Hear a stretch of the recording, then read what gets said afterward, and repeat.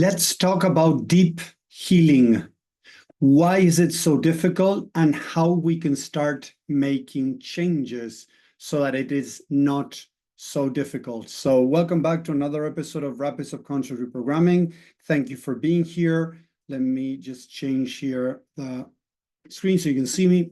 So why do I say right there that I was saying, deep healing and not just saying, let's talk about healing? What could be the difference between healing and deep healing? At least in my personal opinion, I want to separate it a little bit, is that I believe that healing is not the same as deep healing. For me, healing would be, okay, when we try to forgive because we have to. What does that mean? When we try to heal by forgiving somebody else that supposedly did something that hurt us, but we're not actually really going deeper to understand what is going on inside of us. Why is it that we're hurting because of somebody else? So to separate a little bit more again, is healing is more when we do affirmations, when we deny the negatives, when we forgive without really understanding what's going on. So it's kind of a surface level thing. And normally that doesn't work. That's why we fall back. What I call deep healing is when actually we are opening a wound that is infected and we're going in there to find what is going on, to be able to clean it up and to allow the body to start restoring itself, start healing, start closing, and finally be able to close. And although there might be a scar there, right, it is still, healed, closed, and it's not going to trigger us anymore. And that's what I want to bring. Many times when we try to forgive, right, but we still get triggered, we're not really healing. We're just putting a band-aid to an infection that we have, and we're not really dealing with what's going on underneath. So today I want to go deeper with that to help you guys start being able to do more deep healing and not just surface level that's putting a little bit of some type of ointment and then covering it up and pretending it's not there. No, we need to really go deeper, and that's what I want to share today. So if you're watching, I see some people that are live. If you can share hashtag live in the comments, or if you're watching replay, hashtag replay on social media. We're going into different platforms with this. So if you're watching on YouTube, if you want to join the channel, if you can get notifications, click there so you can listen more of this. I'm sharing a lot of insight, a lot of value in a very different way than most people are doing out there. So let's go a little bit deeper with this, with deep healing. First of all, why is it so painful? We need to understand that when we start going into past memories, into things that happen in our past that hurt us, for the mind, similar receptors that get the pain from the body, the physical pain, also feel the emotional pain. So what does that mean, Tommy? That whenever we're feeling negative emotions, whenever we're feeling some mental or emotional pain, for the mind, it's like I would be slamming my finger against a door, grabbing a hammer and slamming my finger. So if I tell you right now to go grab a hammer and, hit your finger, please don't do it. Most people won't do it. Why? Because it's going to hurt your finger. It might even break it. So we need to understand that the mind is going to try to protect you from facing that pain. That's why a lot of people have created these different tools like affirmations, positivity, and then, many years ago, forgiveness and things like that to try to heal, reduce the pain. But unfortunately, it's not really doing what we need it to do that deep healing. For that deep healing, we need to, first of all, face the pain, understand why it's there. First step. Second, understand that whenever somebody is doing something to us, and this is not easy to recognize, people, is that we are doing it to ourselves. So imagine that somebody says, somebody disrespects me, right? It's not so much that person disrespecting me, it's me disrespecting myself. That's another reason why it's so difficult to do deep healing, to face these things. Why? Because I need to take responsibility of how I am hurting myself. So if somebody disrespects me, somebody, makes me feel like, I'm not good enough, right? It's not so much what they're saying, it's what I'm telling myself. Because if a person tells me, Tommy, you're not good enough, and it triggers me, is because I believe it. If I'm so confident about myself, I wouldn't get triggered when somebody says something nasty at me, something negative at me. So at the end, what I want you to understand so that we have the power to make changes is that we are the only ones hurting ourselves. That's the second thing. We need to take responsibility. If we don't take responsibility, it's very difficult to do deep healing because we're blaming somebody else for our pain. So that's why I've been, reading in social media for many years now that you need to walk away from anybody that's hurting you, that is, treating you in a disrespectful way, that is, I don't know, seeing your value. And don't get me wrong, you don't need to stay around. But when you walk away, but you don't try to understand how you are treating yourself out of that person, what I believe is going to happen, the universe, God, whatever name you want to put it, is going to bring people and circumstances to replay that again. So you're going to meet new people, a new partner, a new friend, and suddenly later on, they're going to start treating you in a similar way. You're going to be like, hey, what's going on here? Who hasn't gone through that? Please type a 1 in the chat if this hasn't happened to you, where you moved away from a relationship, where you moved away from somebody that was treating you in a disrespectful way, maybe your work, maybe a group of friends, maybe your partner, to end up in a new job, in a new group of friends, with a new partner that eventually started treating you the same way. It's like, it seems that this is following you. And yes, what I believe is that it is following you because eventually it's just being a mirror that is reflecting back at you what you need to work on yourself. I had several toxic relationships in the past, even one that was a little bit violent, okay? And I stuck around. Why? Because I was used to that. I'm not saying that my parents beat me up every day, but every now and then there was some cold showers, there was some screaming, there was some swearing, there was some hitting every now and then. And that was enough to create in my mind that that was normal. So when I went into some toxic relationship, I accepted that. A lot of people out there look at friends, family members, that they're in toxic relationships and they don't walk away and they don't understand why. And they're like, why is this person staying there? This guy is a douchebag. This woman is terrible. They treat them like shit and they stick around because normally that's how they were exposed to as kids, sometimes more often, less often, right? And it created a norm in here in their mind, thinking that that is normal. So I stuck around in those toxic relationships, trying to find that love, receive that love that I wanted. And unfortunately, I normally didn't get it. I got more violent, I got more aggression, I got more demeaning, I got more, different things. But I still stuck around begging for love, begging for the other person to give me some love. Why? Because again, sometimes I was treated like that as a kid and I normalized that, so I stuck around. So when we start facing our pain, we start realizing that we are now creating that pain. As my parents sometimes treated me in a not very loving way, I treated myself in a not very loving way. So I need to understand that I have hurt myself. So first, understand that I need to go into the pain, that it's going to be painful. The other day, a woman wrote to me and said, like, Tommy, I'm started to doing this work that you're sharing, and it started bringing, sadness. It started bringing anger. It started bringing shame. It started bringing all these negative emotions. Is that okay?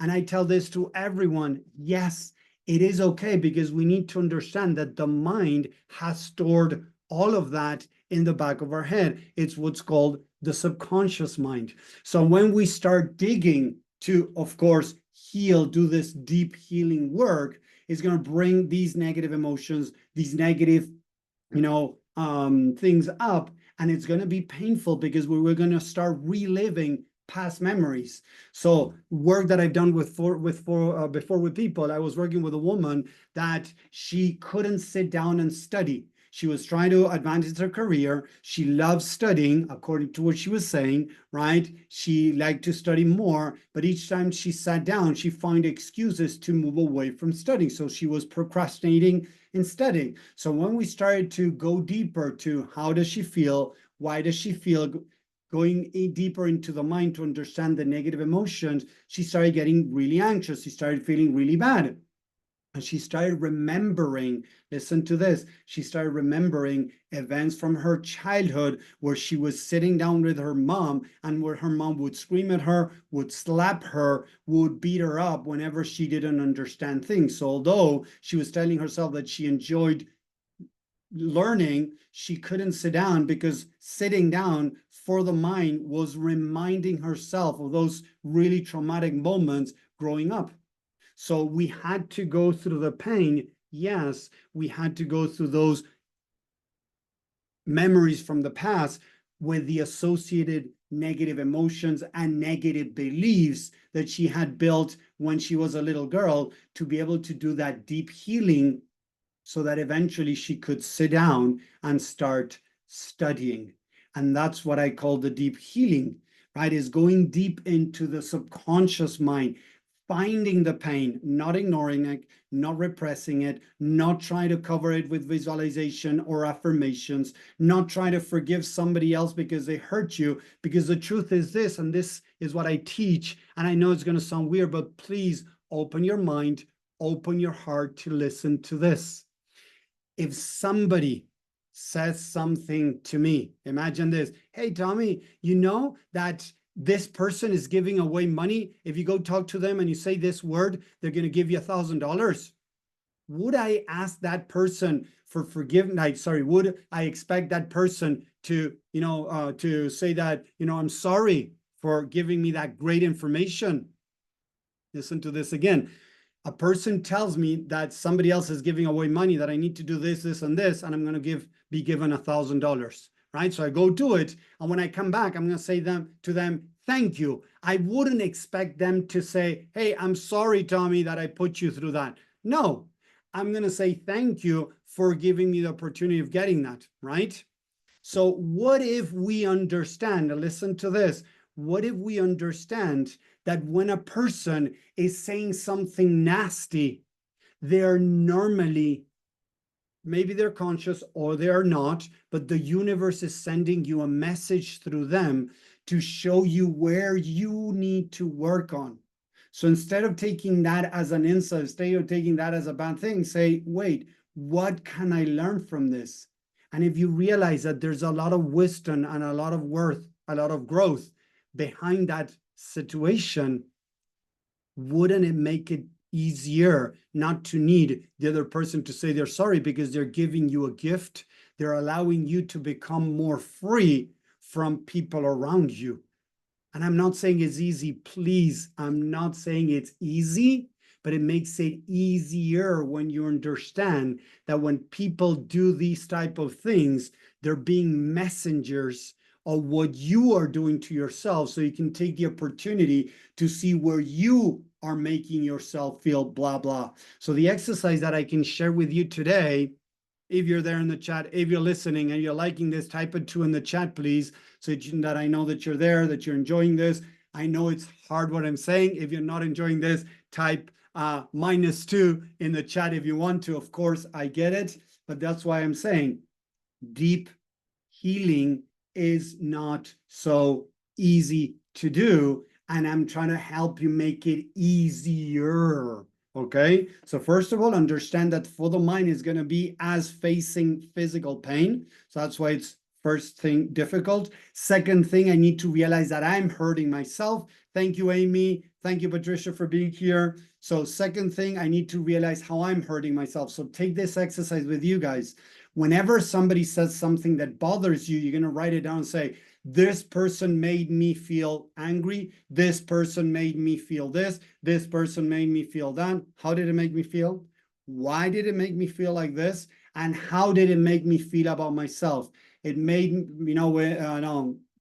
Susan made me feel not good enough. Write it down.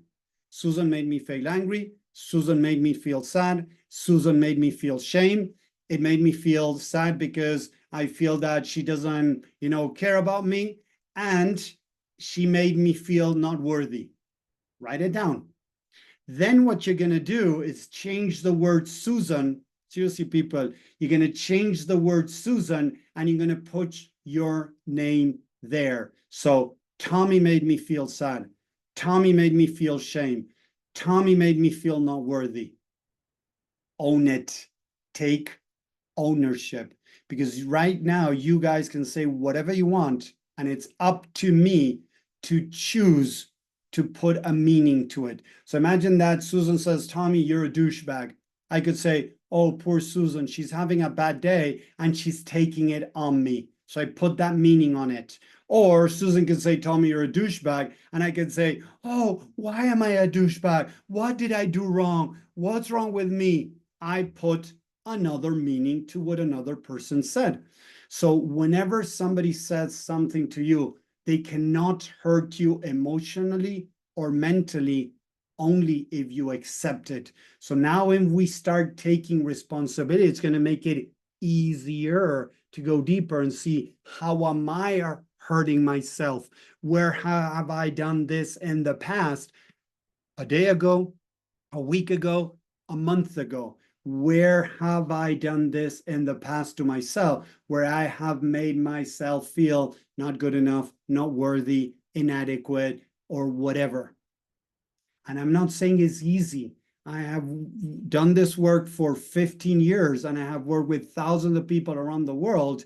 And the truth is, many people cannot see this easy. Why? Because again, the mind is trying to protect you. It doesn't want to recognize that you're hurting yourself. So we tend to put it on the outside.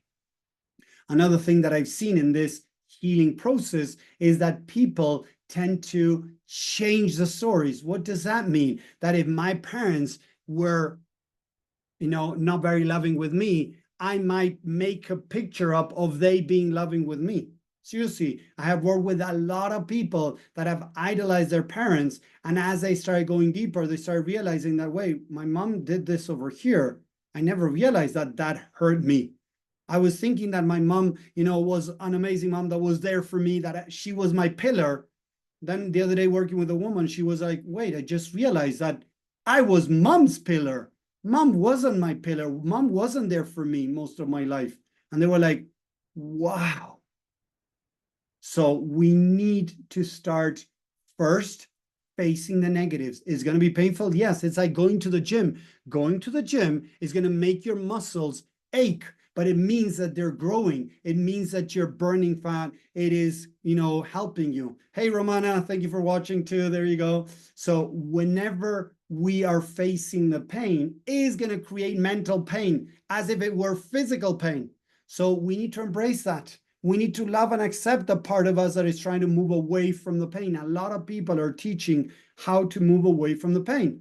But if you want to lose weight, if you want to build muscle in the gym, you need to go through some type of pain. Because if you don't go through pain, you're not losing weight, you're not building muscle.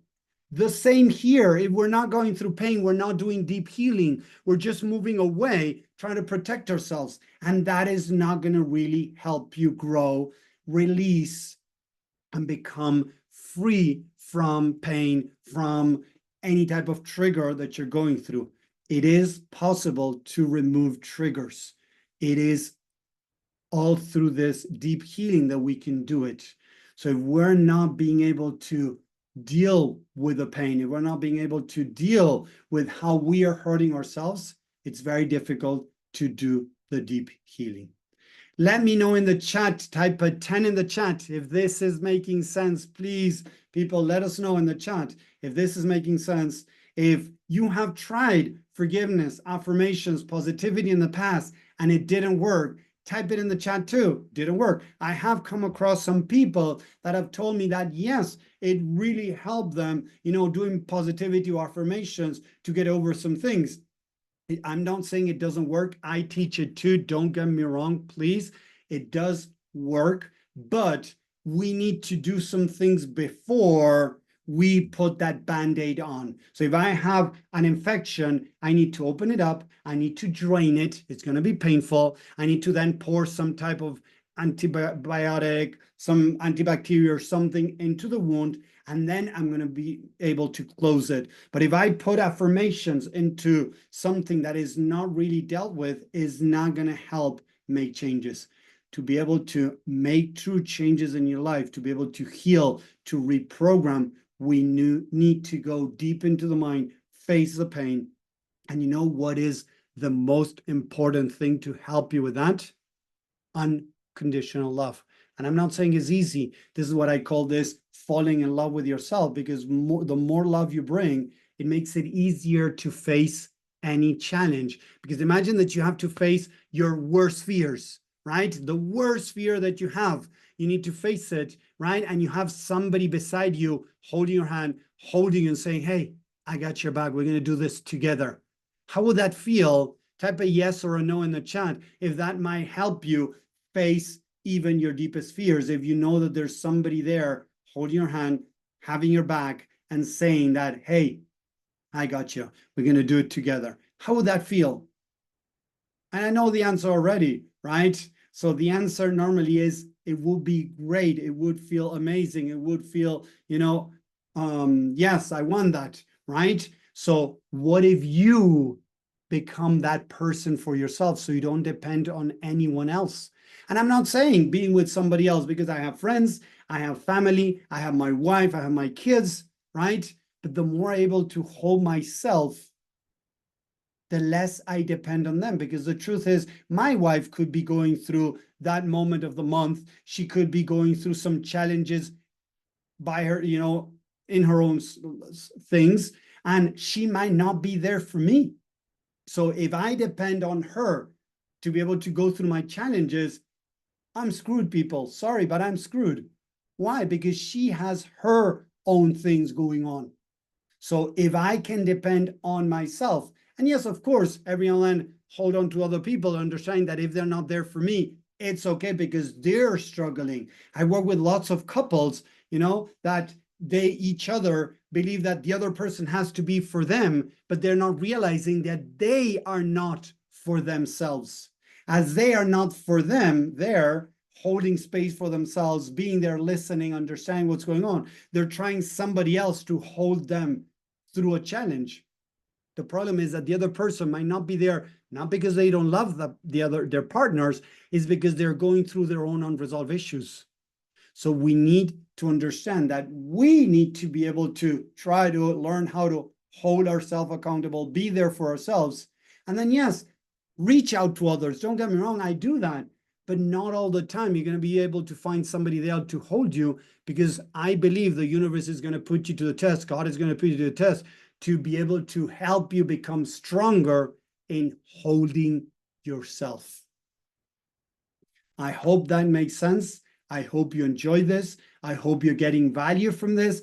Type value, the word value in there, if you're getting value from this. If you have any questions, please put them in the chat and we'll try to get back to you and help you. I'm doing this because I want to help millions around the world with their mindset, with their healing, with their reprogramming, because I believe that we're living in a mental cage that is holding us back from our true potential. And I'm doing this to help as many people out there as possible, to help them start living the life they desire, start overcoming whatever struggles they might have. It could be anxiety, it could be depression, it could be, self-sabotage, it could be procrastination, it be communication barriers, problems. I work with people that are doing great at work professionally, but are having problems at home, or people are having problems at home and are struggling, they're doing good at home, but they're struggling at work. So the idea is to be able to balance our life 360 in every aspect of our life, to be able to thrive in our life, even through storms, because this is what I tell people. This work is not about not going through a storm. It's about learning, having the right tools to navigate the storm the best way possible, to learn and to grow through every storm, because we all have storms. I've been doing this work for 15 years and I still go through storms. I've seen even till my spiritual teacher, mentor, coach passed away. I saw her going through storms. But these tools helped us go through these storms easier. Not easy, easier. And it's all about self-love. The more we love ourselves, we take accountable, we become accountable of how we are treating ourselves. It makes it easier to go deeper, to do that deep, healing, deep reprogramming, to start being able to change our life. So thank you very much if you're watching. I really appreciate you. Follow me for more. See you next time. Take care. Have a great week. Bye, everyone.